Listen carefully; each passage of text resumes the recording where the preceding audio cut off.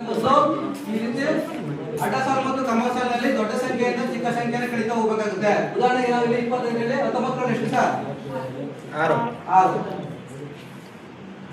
Next 23 19 ಎಷ್ಟು sir? 2. Next 22 18 sir? 3. Next 22 18 ಒಂದು step ಆಯ್ತು. ನೆಕ್ಸ್ಟ್ ಎರಡನೇ ಸ್ಟೆಪ್ ಒಂದು ಏನಪ್ಪಾ ಅಂದ್ರೆ ಓರೆಯಾಗಿ ಕರ್ಣ ಸಾಲಲ್ಲಿ ಕಲಿತಾ ಹೋಗಬೇಕಾಗುತ್ತೆ. ಕರ್ಣ ಸಾಲಲ್ಲಿ ಸೇಮ್ ಪ್ರೊಸೀಜರ್, ಗರಿಷ್ಠ ಸಂಖ್ಯೆಯಿಂದ ಗರಿಷ್ಠ ಸಂಖ್ಯೆಯನ್ನು ಕಲಿತಾ ಹೋಗಬೇಕಾಗುತ್ತೆ. 7 ರಲ್ಲಿ 6 ಹೋದ್ರೆ ಸರ್? 6 ರಲ್ಲಿ 2 ಹೋದ್ರೆ? 3 ರಲ್ಲಿ 2 ಹೋದ್ರೆ? 7 ರಲ್ಲಿ 3 ಹೋದ್ರೆ?